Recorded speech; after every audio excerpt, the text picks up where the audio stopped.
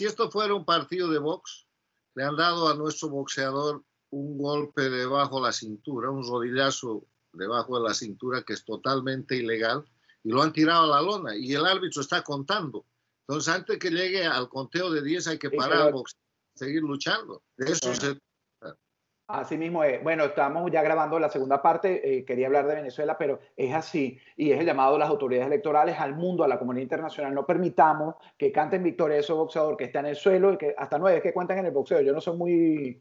Cuentan en el boxeo y en el boxeo de la democracia, ese 10 va a ser el día que el Tribunal Supremo Electoral diga que ha terminado el cómputo y que eventualmente no tome en cuenta el fraude, porque yo quiero demostrar todo esto que le estoy diciendo, que además de que está demostrado por los hechos, tiene una demostración cuántica. En noviembre del año pasado, después del fraude en tiempo real, infraganti, que comete Evo Morales, y cuando él renuncia, 70% de los bolivianos repudiaban a Evo Morales, al MAS, en algunos casos hasta el 75%. El MAS estaba acabado, el dictador prófugo. No ha pasado un año, pandemia de por medio, con masacres realizadas por Evo Morales contra el pueblo boliviano. En noviembre, diciembre, la masacre de Sencata, la masacre de Sacaba. Después de eso ha movilizado sus sindicatos y federaciones productoras de coca y de cocaína, pero el último, para fijar la fecha de la elección del 18 de octubre, ha hecho un bloqueo nacional que se ha llamado el bloqueo del oxígeno, porque en plena pandemia ha dejado a los bolivianos sin oxígeno, con decenas de muertos. Se calcula que más de 40 personas han muerto por esa causa y el gobierno se ha rendido y ha aceptado la imposición del 18 de octubre para la elección. En todo ese escenario, ¿cómo es posible que ese 70 o 75% de repudio a la dictadura pública haya convertido de pronto en el 52% de apoyo al candidato a la dictadura? Eso se llama fraude, manipulación de la voluntad popular, engaño. Y para tapar el engaño y para logizar y frenar la demostración del fraude y el triunfo de los defensores de la libertad, la democracia y la república en Bolivia, han inventado esta maniobra de presentar un triunfo con resultados de encuestas, y eso es otra muestra de fraude. Eso es lo que quería destacar sobre el tema de Bolivia. Sí, bueno, y es vulgar, no podemos permitirlo. Bueno, vamos a cambiar de tema a Venezuela. Me interesa su lectura, señor Carlos Sánchez Berzaín.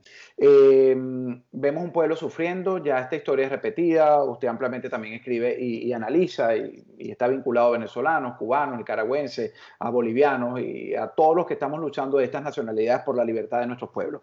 Fíjese, tenemos un gobierno, tenemos dos polos que parecen olvidarse de la miseria que está viviendo el venezolano.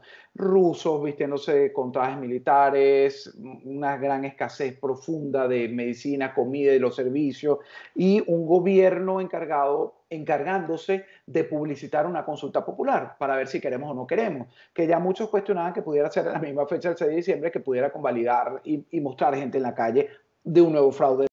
Pero bueno, ya anuncian en las últimas horas que va a ser antes. Pero ¿a quién le interesa eso? ¿A dónde nos va a llevar eso según su criterio? Mire, hay una sola regla. Si usted juega bajo el sistema de la dictadura, va a perder. Eso es la repetición de lo que estamos viendo en Bolivia.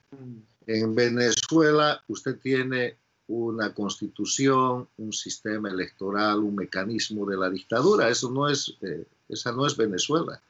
Esa es la Venezuela chavista, castrochavista, intervenida por el castrismo, que han creado sus propias leyes, su propio sistema para darle legalidad a los actos criminales.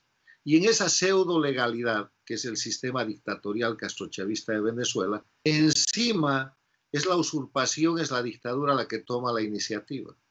Y la que dice, yo voy a hacer una constituyente, yo voy a hacer una consulta y ahora voy a hacer una elección. Y la reacción de quienes están llamados a defender al pueblo, porque son el gobierno legítimo de Venezuela, no el gobierno, el presidente legítimo, porque nunca ha montado gobierno, es hacer esta consulta en el marco del sistema de la dictadura. O sea, si jugamos en el sistema, con las leyes, con los mecanismos, bajo las reglas y las iniciativas de la dictadura, vamos a perder. O sea, lo que ha de pasar en Venezuela es en otro escenario lo que estamos viendo en Bolivia. Van a engañar al pueblo, no creo que saquen una encuesta, o de repente usan el mismo mecanismo y van a terminar presentando el resultado que le conviene a la dictadura, que es primero el resultado de mostrar que hay elecciones, porque el castrochavismo en este siglo, como parte de su metodología para disfrazar de democracias las dictaduras, utiliza las elecciones, los referéndums, las consultas populares, todo tipo de movilización que muestre que el pueblo está yendo a encontrarse con un ánfora, y eso se llama dictadura electoralista. Y la naturaleza de la dictadura electoralista es que gente a la que no se les reconocen los derechos humanos, gente que se mueve en un sistema donde no hay Estado de Derecho, donde no hay división e independencia de poderes, donde no hay libertad de prensa, es llevada frente a un ánfora para votar, pero para no elegir. La dictadura electoralista tiene básicamente dos elementos: la ausencia absoluta de los elementos esenciales de la democracia y el hecho de que el ciudadano vota pero no elige. Allá vamos, Venezuela. ¿Tenemos alguna salida? ¿Tenemos algo que podamos hacer? Yo creo que sí. La salida es lo mismo. Es que esto se repite lamentablemente. El presidente Guaidó organice gobierno. El presidente Guaidó tenga un Estado mayor. El presidente Guaidó tome la iniciativa. El presidente Guaidó utilice el TIAR. El presidente Guaidó haga lo que hace un presidente. Bueno, pero es que al final, al final yo estoy viendo, aunque no, las comparaciones tienen su distancia, un Yanin Áñez en Guaidó. Estamos siguiendo la misma ruta para convalidar un gran fraude nuevamente, ese diciembre o cualquier fecha. Se vuelven funcionales al sistema. Yanin ha cometido y está cometiendo una altísima traición a la patria en varias etapas. Ustedes, los venezolanos, son los que juzgarán la conducta del presidente Guaidó. Pero lo que yo creo es que si no funcionan los mecanismos del liderazgo político, que está fracasando en la defensa de la libertad, la democracia y la república, la resistencia civil es el camino. El pueblo boliviano ganó con resistencia civil el año pasado y logró la salida del dictador. Lo han engañado, lo han manipulado por un año y ahí está volviendo a la resistencia civil. Yo no sé si será exitosa esta vez o si será triunfante, pero hay resistencia civil y hay lucha. Lo que no puede hacer uno es creerse la mentira, el fraude, la impostura y los crímenes de estas dictaduras castrochavistas de delincuencia organizada transnacional y dejarlas que se salgan con su gusto, engañando a la comunidad internacional, cuyo apoyo por cansancio hoy día es muy fácil, porque hay un problema en Bolivia. Y es que la comunidad internacional está cansada de tener los problemas de Venezuela, no quiere otra Venezuela. Hay un problema en Bolivia y es que en un año, mientras los bolivianos resistían y trataban de empujar un gobierno de transición, Venezuela mantenía un usurpador y ese usurpador conspiraba contra Bolivia con los cubanos a través del territorio y el gobierno argentino. O sea, hay que resolver Venezuela porque mientras Venezuela y Cuba operen, las democracias y los pueblos de las Américas están bajo permanente amenaza. El pueblo boliviano está a punto de sufrir una derrota muy grande, pero es una derrota en la que hay responsabilidad de Venezuela, de Cuba y de la Argentina, porque han participado directamente en una conspiración que además ayuda por positivo y por negativo. Por positivo a que hacen una presión sobre la comunidad internacional que no quiere más problemas. Imagínense, hoy día le vamos a agregar a una comunidad internacional el problema de Bolivia sobre Venezuela. Es lo único que no quieren, entonces tienen que decir que lo de Bolivia está bien. Y por negativo, porque los tipos han metido FARC, han metido guerrilleros, han metido inestabilidad, han metido armas y han metido miedo al pueblo boliviano para llegar a este resultado. Ahora, fíjese, la última pregunta, porque sé que tiene otro compromiso, me encantaría seguir oyéndolo. ¿Qué papel puede jugar Estados Unidos? ¿Quién le conviene? Yo sé que usted no se va a meter en estas aguas profundas o sabrá sortearla porque usted es muy inteligente. ¿Le conviene a la América Latina completa que gane las elecciones el próximo 3 de noviembre? ¿La reelección del presidente Trump o el candidato demócrata Joe Biden? Mire, lo que nos interesa de Estados Unidos es su política exterior respecto a la América Latina. Y hay dos hechos.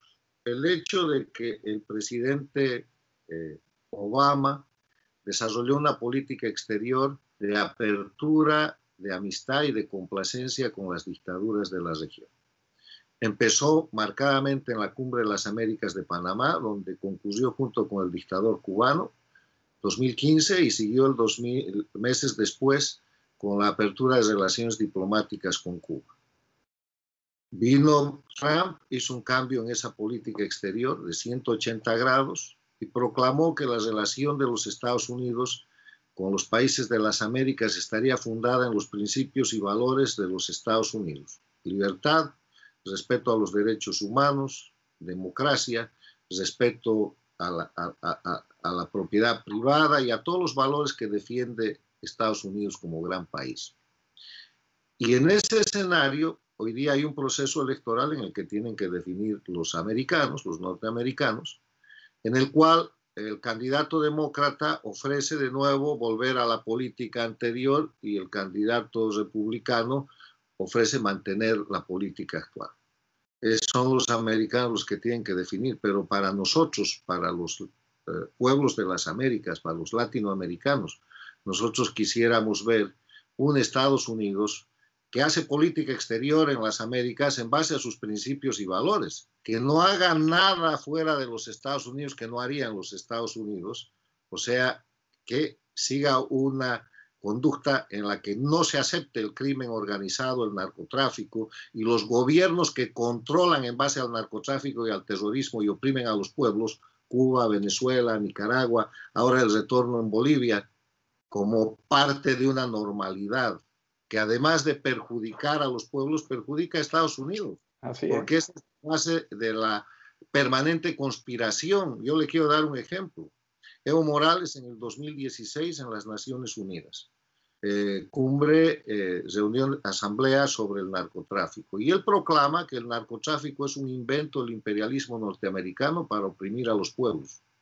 Y menciona al Che Guevara, que en la década del 60 dijo que había que inundar Estados Unidos de droga para liquidar la juventud norteamericana. Ejemplos como esos hay docenas. O sea, Estados Unidos tiene que ser claro con sus propios intereses. Y sus intereses es que no hayan dictaduras y menos dictaduras de crimen organizado en las Américas. No se puede tratar desde Estados Unidos como políticos a los delincuentes de crimen organizado que detentan hoy día el poder político en Cuba, en Venezuela, en Nicaragua y en Bolivia, y que representan una amenaza para la región y para el mundo, además de oprimir y vejar a los pueblos.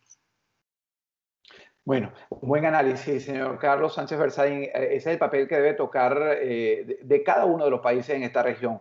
No podemos dormirnos, nosotros como ciudadanos también. Tenemos que alzar la voz, repetir y denunciar lo que está ocurriendo. Gracias, de verdad que ha sido un gran análisis y le recomiendo que lo sigan en sus redes sociales a Carlos Sánchez Berzaín.